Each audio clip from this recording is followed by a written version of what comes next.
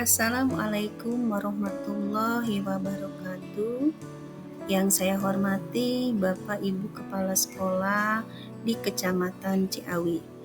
Izinkan saya untuk melaporkan hasil rencana pendampingan tahap 1 yang sudah kita laksanakan bersama di bulan Januari, Februari, dan sampai pertengahan Maret.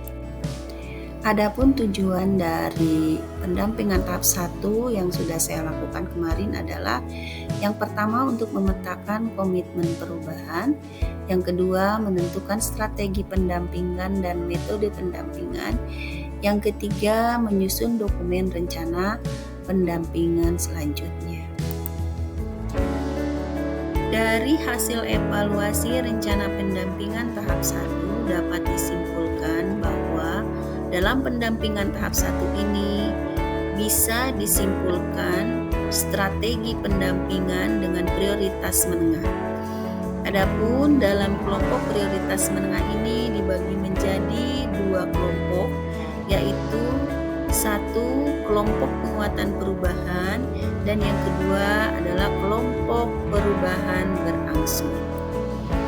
Sekolah yang masuk ke dalam kelompok penguatan perubahan terdiri dari 13 sekolah, yaitu SDN Pandansari 01, SDN Banjarsari 01, SDN Pajajaran 01, SDN Banjarwaru, SDN Citapen 02, SDN Cilengsi 01, SDN Bojongmurni, SDN Jambuluwuk 02, SDN Cibedug 03, SDN Banjarwaru 02, SDN Cibedug 02, SDN Teluk Pinang 02, dan SDIT Alif.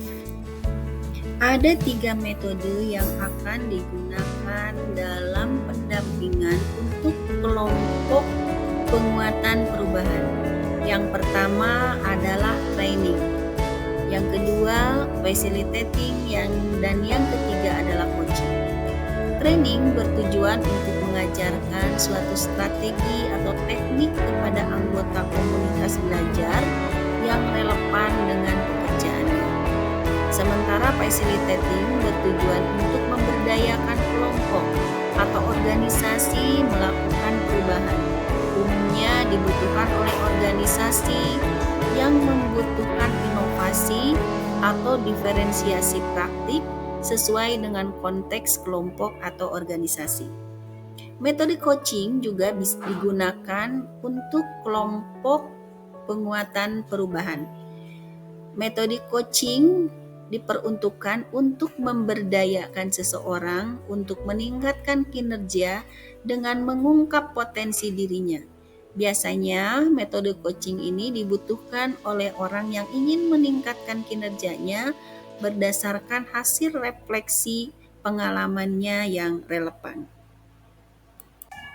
Pertimbangan kebutuhan yang didapat dari evaluasi perencanaan pendampingan tahap ke-1 untuk kelompok penguatan perubahan adalah: yang pertama, komitmen perubahan sudah bertumbuh namun belum konsisten dengan visi perubahan. Yang kedua, program kerja sekolah pada tahun terakhir sudah menunjukkan adanya perubahan, namun belum berdampak nyata karena mengabaikan basis data yang akurat dalam menyusun perencanaan.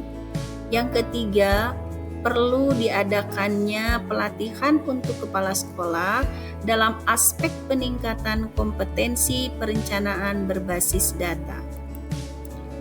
Adapun target yang diharapkan setelah melalui pendampingan tahap ke-1 adalah hasil pelatihan yang dilakukan diterapkan dan menjadi kebiasaan baru di sekolah sehingga kapasitas meningkat. Yang kedua, seluruh kegiatan yang disusun dalam rencana kerja tahunan atau RKT dibuat berdasarkan data akurat dan berhasil terlaksana, serta serapan anggaran pada RKAS bisa dilakukan secara optimal.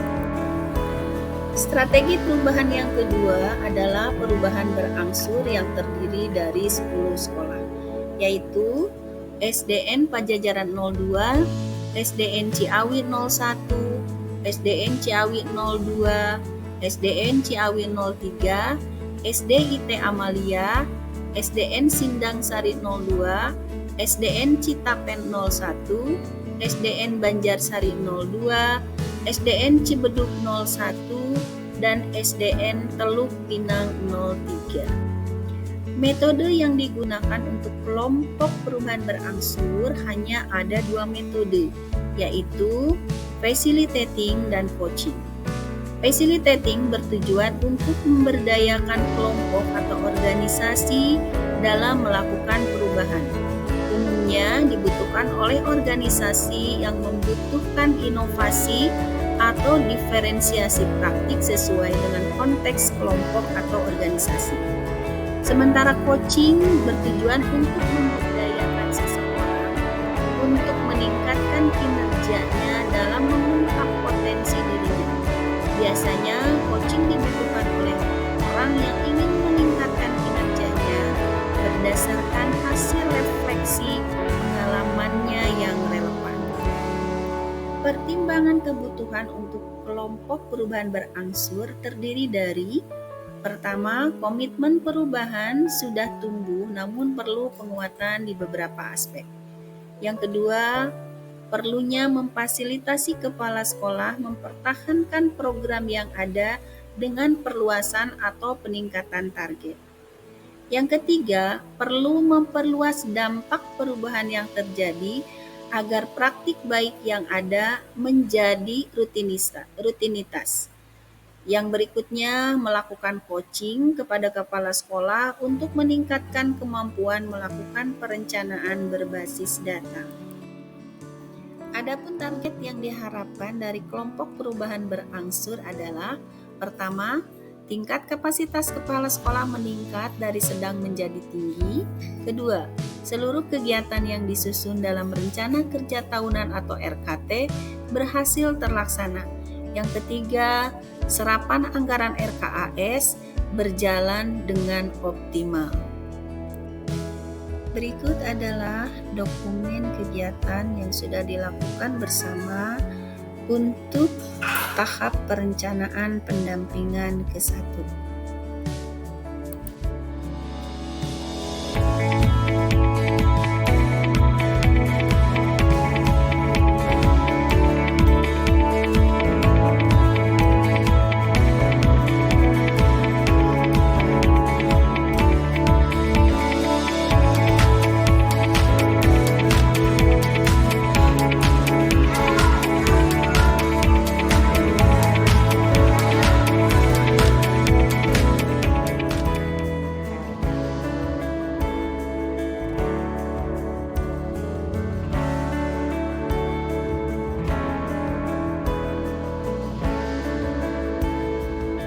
Demikianlah laporan perencanaan pendampingan tahap 1. Mohon maaf jika masih banyak kekurangan dan masih jauh dari kata sempurna.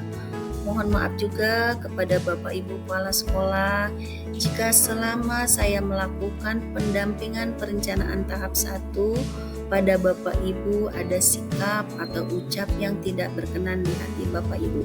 Terima kasih untuk semuanya. Salam sehat, salam bahagia.